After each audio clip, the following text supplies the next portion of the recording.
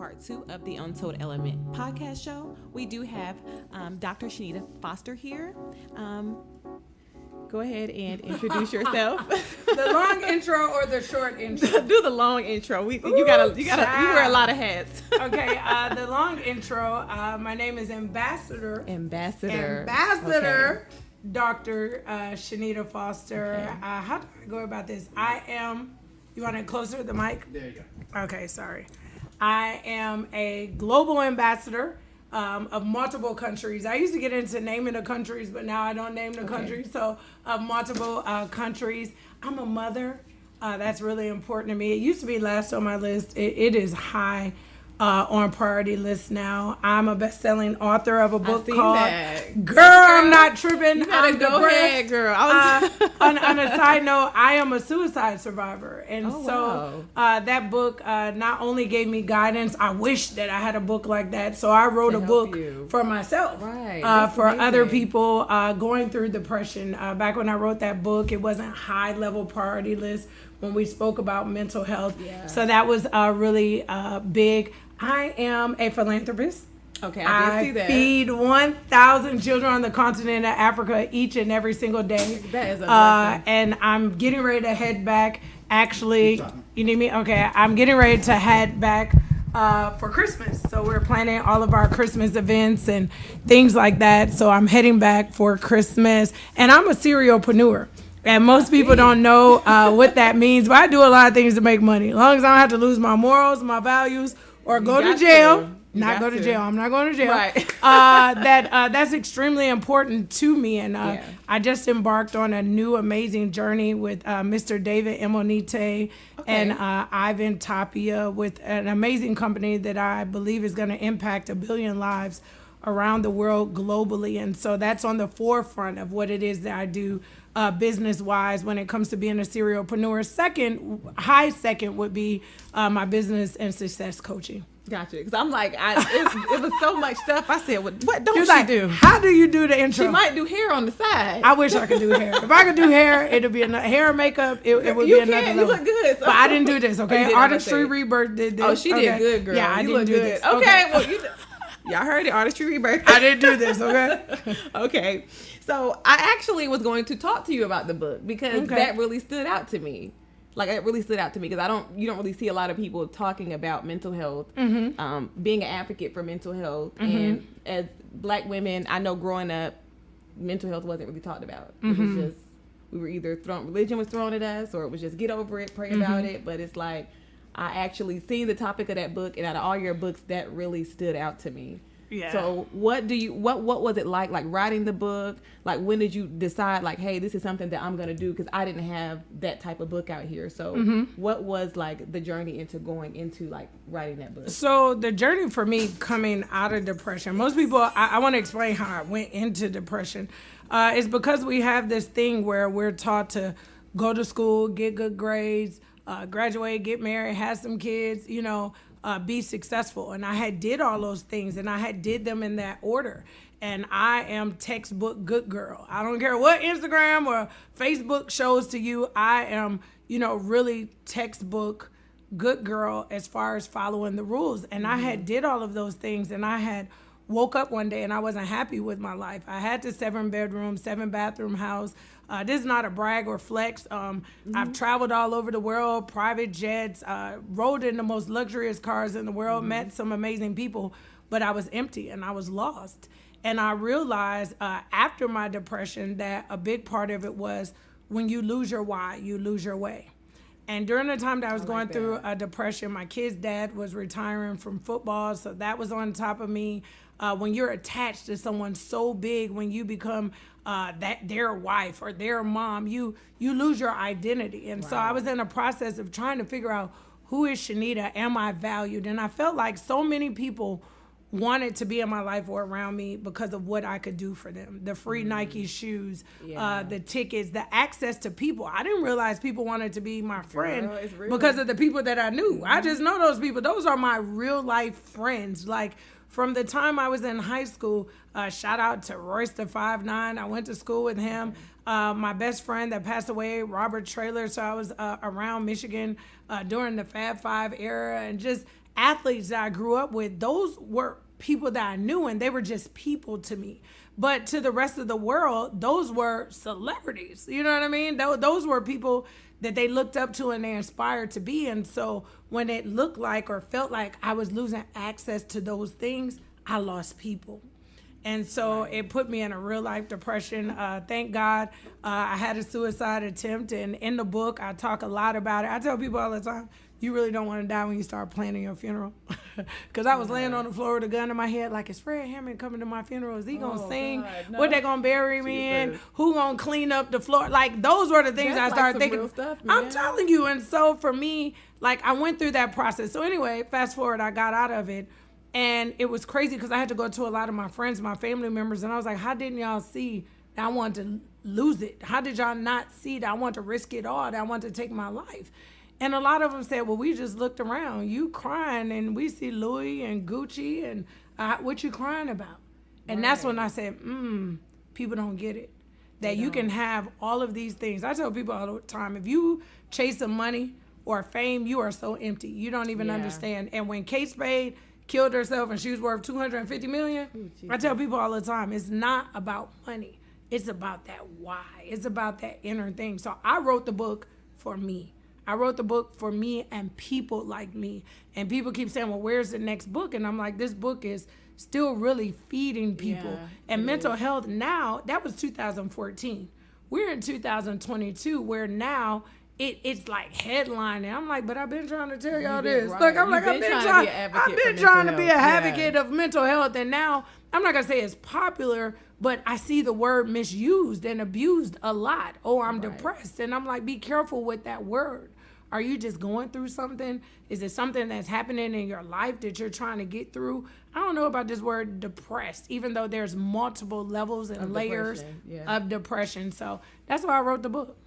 Yeah, I wanted to know. I said there has to be a deep story behind this, but your story is so inspiring because look where you are. And I think a lot of people have got to that space where they wanted to like end their life, or they might not have the right people around them. And I think as I get older, I'm realizing sisterhood is real. So if I get too quiet, I do have those friends that be like, what you doing? What you doing? But you know what? That's in the book, and that's in my coaching. Accountability is really big.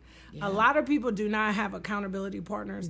And you see this big old chain, Peace, Purpose, Paid. Perfect paid. My coaching program is literally about master your peace, understand your purpose, then we can get paid. Money's going to come. But within that peace, there's a lot to do with accountability. Yeah. Who's holding you accountable? So even with my best friend, like you said, 3 days, you don't hear from me, I haven't texted you, I'm going into the shell, you better come get me. Come get me out. Right. Come save me.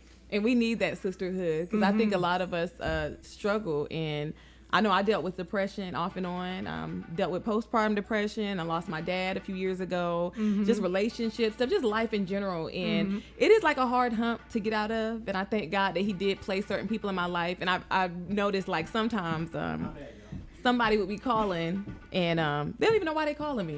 Like, girl, I just thought about you. Let's go ahead and get some ice cream. Let's go here. They don't even know why they're calling me in that moment. And I've dealt with depression. I'm going to buy your book. I said, I'm buying this book, but I got to hear this story because I will be buying that book because I think this is something that we do need to put out here. Talk about mental health more, even down to like the newer generation. I pray for them every day because they have. We didn't have social media when we were coming up. It's just like we only compared ourselves. Maybe if we did compare ourselves to like the person down the street or around the block that had a nicer bike than us. And these kids, they have a whole nother battle that they have to deal with. And I have to remind myself that constantly as a mother, as an aunt, as a sister, like we're facing different demons. This is like spiritual warfare. Very different demons now. Yeah. Absolutely. And like when you're saying like the peace, the purpose, once you step into your peace, find your purpose, do the work, you will realize everything else is going to come. Everything else will come. The money comes, the opportunity comes, everything comes once you step into your higher self. It does. It you're absolutely right about that. And I know you also started a organization called A Period Is Not a Punishment. A period is not punishment. Okay. It's not. Yeah. So on the continent of Africa, most people don't realize that sanitary napkins, especially when you go out in the rural areas, they're not accessible and they're very expensive. And so what ended up happening is in a lot of African countries, you get tested at the end of the year, right, for school in order to go to the next grade. And if you miss that test, you have to repeat the entire grade over again. Like, it's called testing. When they go into exams, there's no missing exams, right? Okay, gotcha. And there was a point in time where there was a girl in Kenya. She was having testing and she needed to go to school. And she didn't have proper sanitary wear and she bled on herself. She got teased and she committed suicide. Oh my God. And so for me, it was hard for me because I have an orphanage. I have multiple angel houses. I feed a lot of children. And I didn't understand that this is something that they were dealing with. And so I grabbed a hold of my girls and I began to talk to them to say, listen, a period is not a punishment. Right. You know, you are a girl. It's a lot of amazing things about being a girl, and we're able to give life. And so I said, you know what? My long-term goal, and it's going to happen one day, y'all. I'm speaking in the name of Jesus. I'm going to build, I really am going to build a sanitary napkin manufacturing company with all female workers in the middle of a village. I don't know what country. Right. And those sanitary napkins will come free to those girls. But in the meantime, I always tell people, can y'all just sponsor a girl? It's $5 a month. They always try to give me all these plans. No, you can't give me the napkins. No, I can't ship them over because now I got to pay duty. Everybody comes up with these things, but I'm like, if you give me $5 a month, I have a staff that's on the ground that they go purchase them for them, distribute them out, and my girls can go to school, they can go to church, and they can go play with their friends. So a period is not a punishment, and that's one of the things that I advocate for. I'm so happy to hear the story behind that too, because I didn't know that that's where that came from. I will definitely be donating as well. Yeah, girl, $5 a month. $5. All you do $5, and you're like changing a girl's life. Like, imagine being on your cycle, and we here in America. I mean, stuff for granted. Girl, just imagine I'm a young girl.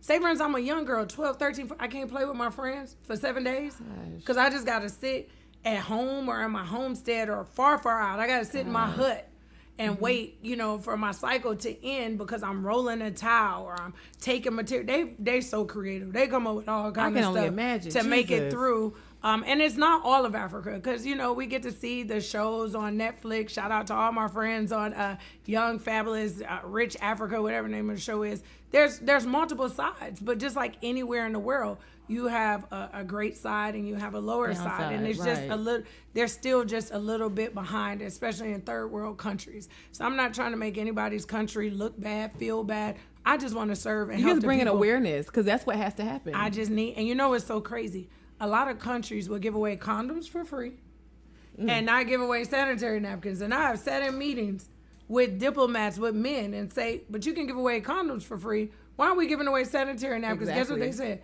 They said the condom benefit two people, both people. Oh. The sanitary napkin only benefit. I'm like, what? No, that doesn't make any sense. Yeah. So that's why it's high on my list. Yeah. And I'm so excited to hear in any way that I can support. And I want you to just let our listeners know, how can we donate? How can we order your books?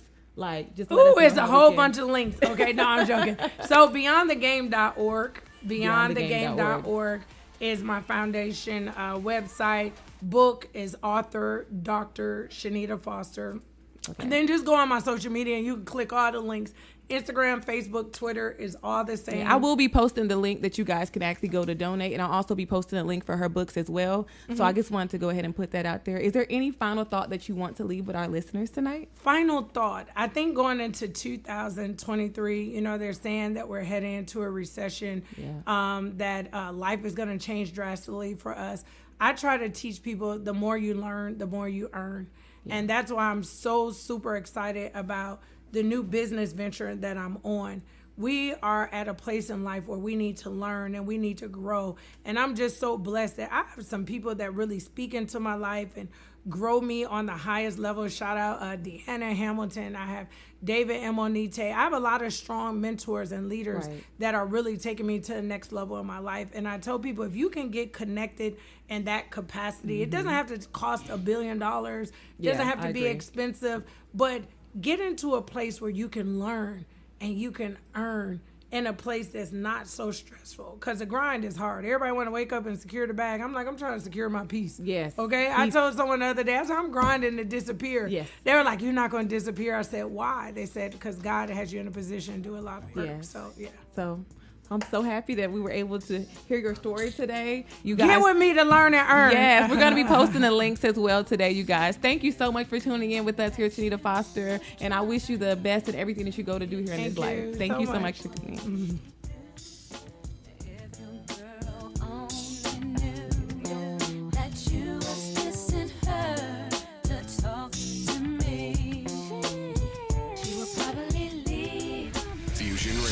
Radio. This is Nicki Minaj. Yo, what's up, y'all? This is Usher. What's up? This is Beyonce. Live and digital 24/7 at myfusionradio.com. #1 station for hip hop and R&B. One world, one voice.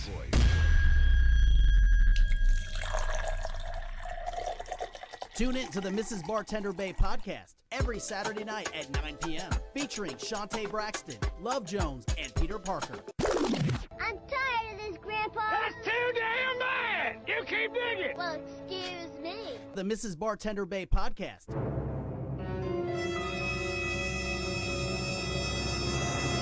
Only on myfusionradio.com. Fusion Radio. Live and digital 24